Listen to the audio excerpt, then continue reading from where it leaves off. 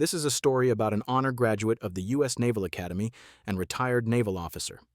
Many years after he had retired, he was advocating for reform to the grand jury selection process in his county. He discovered that judges and court clerks were hand-selecting jury members in violation of the law in order to manipulate grand jury outcomes. Further, the retired Navy officer found out that documents proving these violations of law were being intentionally altered, hidden, and/or destroyed by the clerks. One day, when he was at the courthouse, he found documents lying openly on a table in an empty courtroom that proved jury members were being selected illegally. He had reason to believe that some of those documents would be destroyed by the court clerks if not preserved. The retired Navy veteran took the documents that proved his allegations of tampering with grand jury selection, made copies of it, and mailed it to a reporter. That evening, after returning from the post office, his home was invaded by SWAT and he was arrested for tampering with government records. He was held in jail for 63 days before he was allowed to be released on bond. While in jail, his home was robbed and all his cash savings were stolen.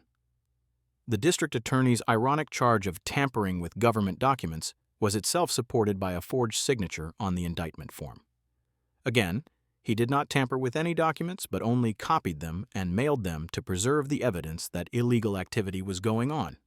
In the malicious criminal case against the retired naval officer, his defense raised the state law that should have protected the Navy veteran against the allegations of the district attorney.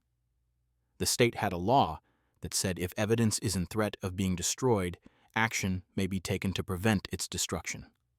Unfortunately, the judge refused to recognize this law and would not allow the officer's attorney to present this defense or evidence to the jury. Without the accused being allowed to present a defense, the jury quickly found the honor naval graduate guilty. The retired naval officer was sentenced to 11 months and 29 days in jail, but that time was reduced to 20 days with community service. On appeal to a higher court, they did nothing to rectify the injustices done by the lower court. The appellate court also stated that they did not care about the state law, but only about protecting government employees. Again, these court employees were being accused of illegal acts based on the evidence they left out in public. This case began with a judge ignoring state law regarding how grand juries are to be assembled and ended with other judges ignoring laws passed by the legislature that should have protected the honorable veteran. The founders of our American constitutional republic set up 3 branches of government so that they would each balance and check each other. Where one branch is allowed to ignore the other 2, there ceases to be any balance. It becomes a requirement of the other 2 branches to check the 3rd.